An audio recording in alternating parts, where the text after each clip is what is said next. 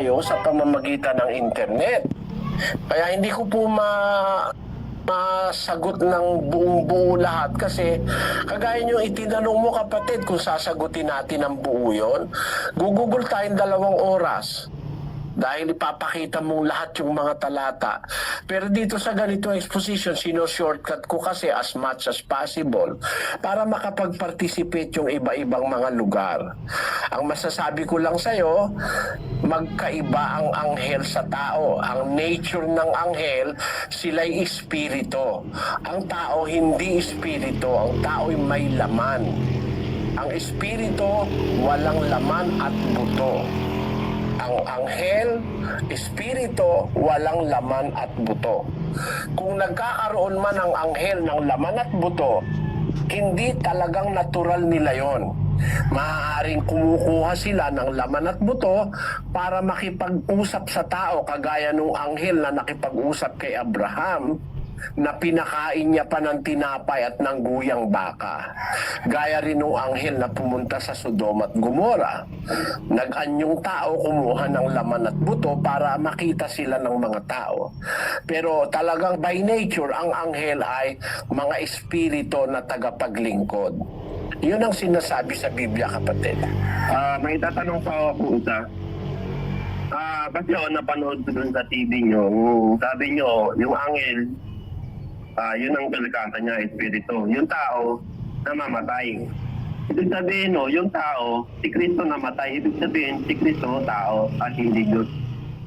Oo, talagang namatay yung Kristo, yung katawan tao niya namatay. Tao naman talaga yung kanyang katawan eh.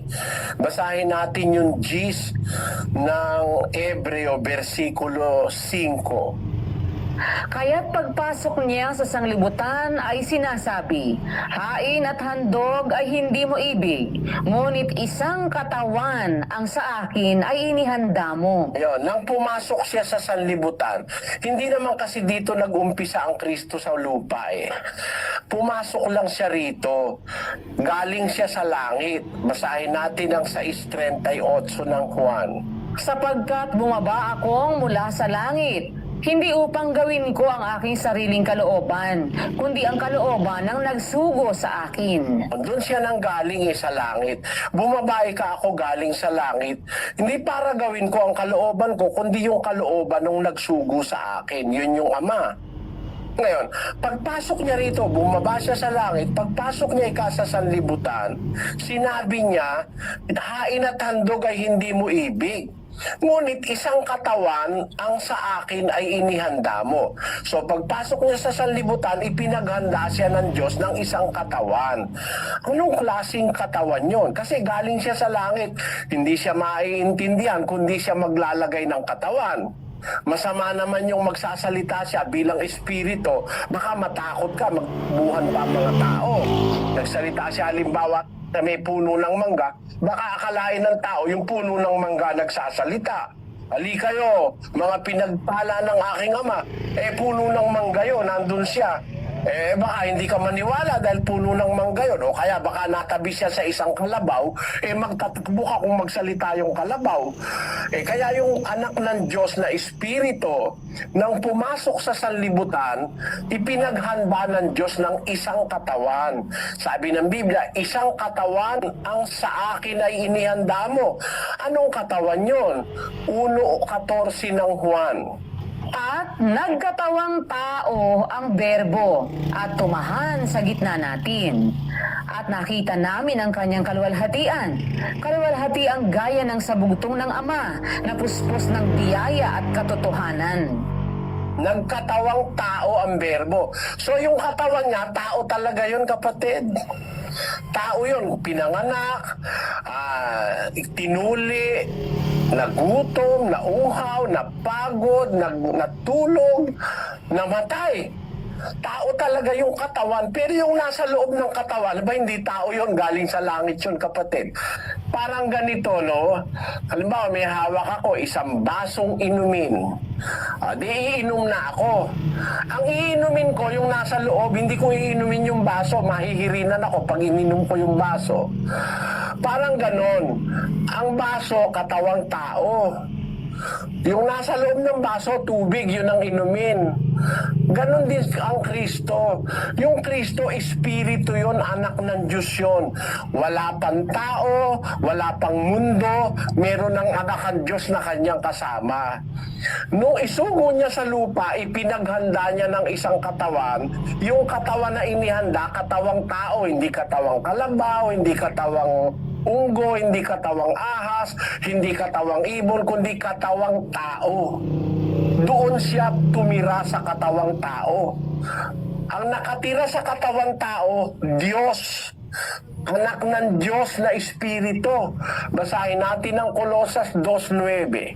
Sapagkat sa Kanya'y nananahan ang buong kapuspusan ng pagka-Diyos sa kahayagan ayon sa laman. Sa English, ang sabi, For in Him dwelleth all the fullness of the Godhead bodily. ayon, sa Kanya, dun sa katawan, nananahan ang kapuspusan ng pagka-Diyos. Yung nandun sa katawan, hindi tao. Parang yung halimbawa, may itak. O kaya, may kutsilyo. Ang kutsilyo, o ang itak, may puluhan. Yung lapis o yung ballpen, may takip, may plastic. Yung lapis may kahoy. Pero ang talagang pansulat, yung nando sa loob ng kahoy, yung karbon. Ay, may hindi mo naman pwedeng isulat yung takip ng lapis o kaya yung takip ng ballpen eh. Hindi ba? Kaya nga ballpen eh, ay yung ballpen, yun ang nasa dulo na siyang nagdi-distribute ng ink. Yung nasa dulo na yun, yun ang ballpen. Ang araw nung bata ako, ang tawag dito, ballpoint pen. Ngayon, senior cut na, ballpen na lang. Pero ito talaga, ballpoint pen. Merong maliit na bola ron na umiikot pag isinulat mo, nagdi-distribute ng ink. Yun ang talagang ballpen, yung ball doon at saka yung ink, yun talagang sumusulat. Pero yung takip, hindi yun ano. Pero kung tawagin natin, ito ballpen, kasama takip. O ito kutsilyo, kasama yung puluhan. O ito inumin, kasama yung baso. Pero kung nakakaintindi ka, ang Kristo hindi tao. Ang tao yung katawan. Yung katawan, pinaglihi ni Maria.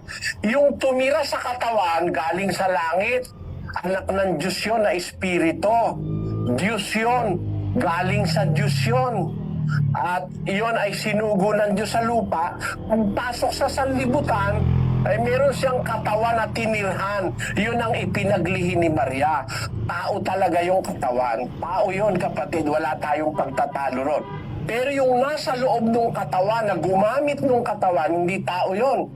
Anak ng Diyos yun na Espiritu. Basahin natin ang Kawikaan 34. Nung wala pang mundo, umiiral na yon. Sino ang sumampa sa langit at bumaba? Sino ang pumisa ng hangin sa kanyang mga dakot? Sinong nagtali ng tubig sa kanyang kasuotan? Sinong nagtatag ng lahat ng mga wakas ng lupa?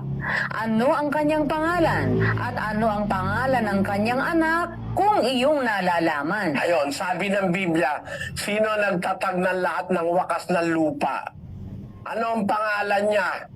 Ano ang pangalan ng anak niya? Tinan mo yung gumawa ng mundo, may anak at sila ang nagtatag ng lupa. Pinatotohanan niya ni Kristo sa 17:5 ng Juan. At ngayon, Ama, luwalhatiin mo ako sa iyo rin ng kaluwalhati ang aking tinamu sa iyo bago ang sanglibutan ay naging gayon. Luwalhatiin mo ang wika ako, Ama, ng kaluwalhati ang aking tinamu sa iyo Bago ang sanglibutan ay naging gayon.